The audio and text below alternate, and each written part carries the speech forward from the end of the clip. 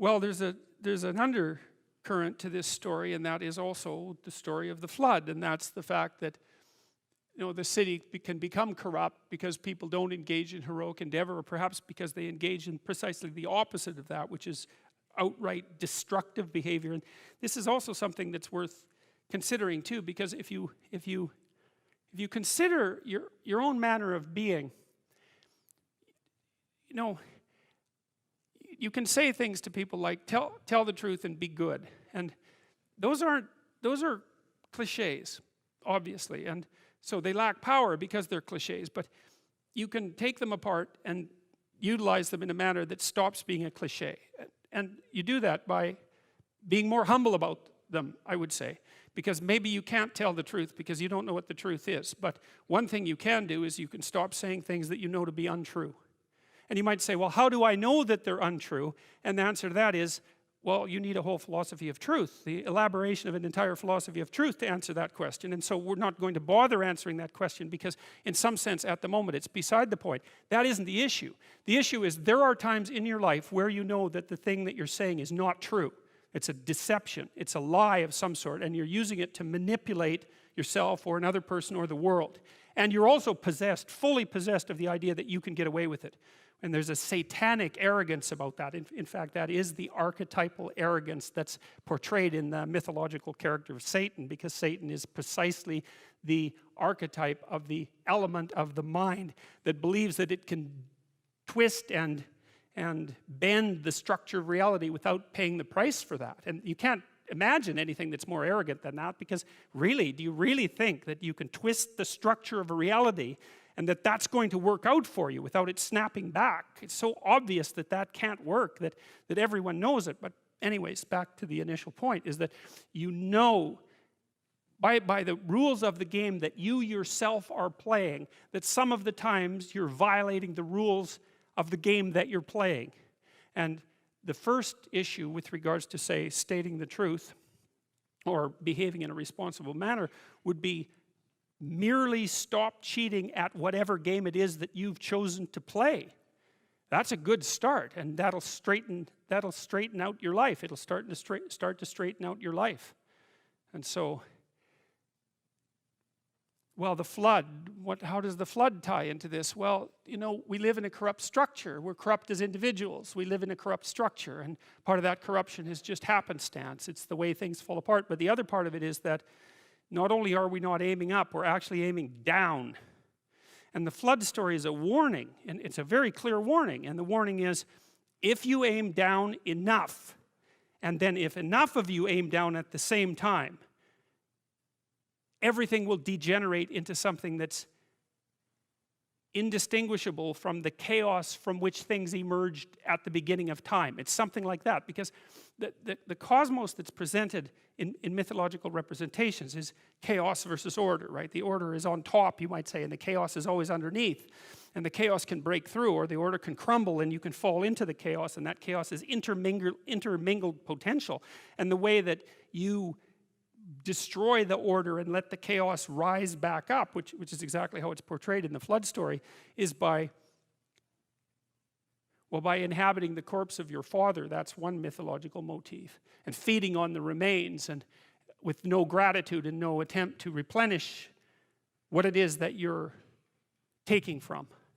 And the warning in the flood story is, don't do that for very long, because things will happen that are so awful you cannot possibly imagine it.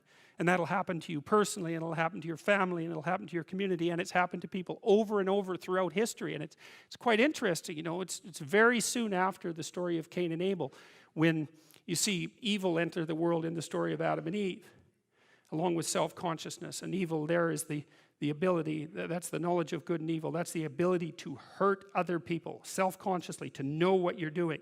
And then, of course, instantly, Cain takes that to the absolute extreme, and he uses that capacity to destroy really what he loves best. He gets as close as a human being can to destroying the divine ideal, because of course his brother is Abel, and Abel is favored by God, and Cain destroys him, which Cain tells God at the end of that episode that his punishment is more than he can bear. And I think the reason for that is, where are you once you destroy your own ideal? What's left for you? There's nowhere to go. There's no up. And when there's no up, there's a lot of down. And you know, there's an idea that was put forth very nicely in Milton's Paradise Lost when he was describing, from a psychological perspective, essentially what hell is. And hell is, you're in hell to the degree that you're distant from the good.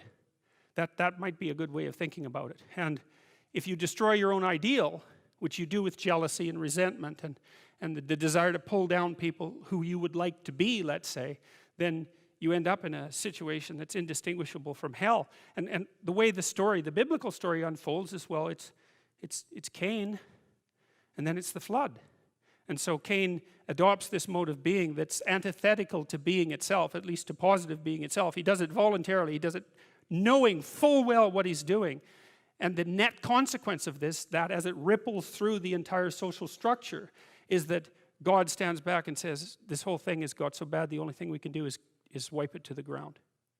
And that is no joke. That's exactly how things work.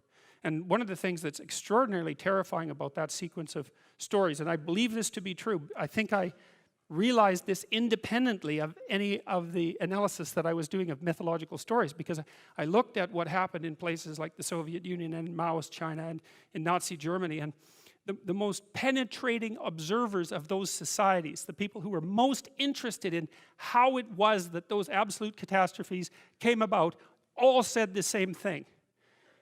It was rooted in the degeneration of the individuals who made up the society. You know, you hear, well, people were following orders. It's like, no, that explanation doesn't hold water. Or that you'd be punished if you resisted. Well, there was some truth in that, but nowhere near as much as people might think, especially at the beginnings of the process. More it was that people decided, each and every one of them, to turn a blind eye to the catastrophes and to participate in the lies.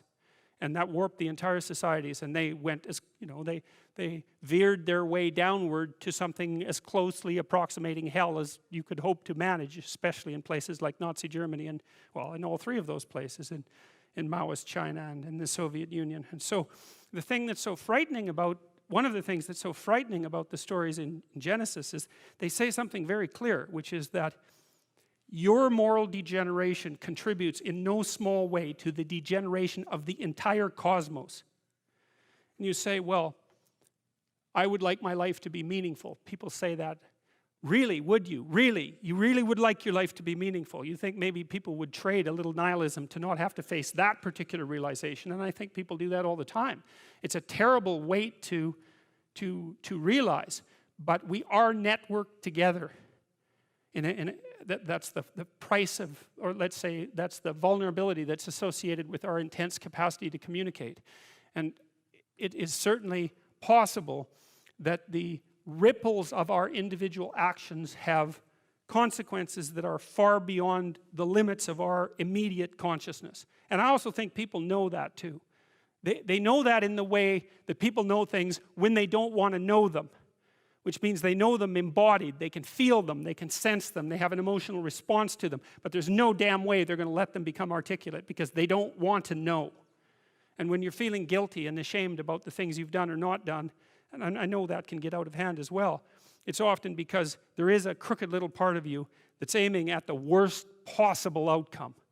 You know, one of the things Jung said about the shadow, you know, that Jung's famous idea that everyone has a dark side and that dark side needs to be incorporated and made conscious. Jung said that the shadow of the human being reaches all the way to hell. And he actually, that's the thing that's so interesting about reading Carl Jung, is he actually means what he says. It's not a metaphor. It's like the part of you that's twisted against being is aligned with the part of the cosmos, let's say, the conscious cosmos, that's aiming at making everything as terrible as it can possibly be. And, you know, it's a terrible shock to realize that. It's partly why people don't realize it. It's something that people keep at an arm's length. It's the same as recognizing yourself as a Nazi concentration camp guard, which is a very useful exercise because there's absolutely no reason why you couldn't have been or still could be one.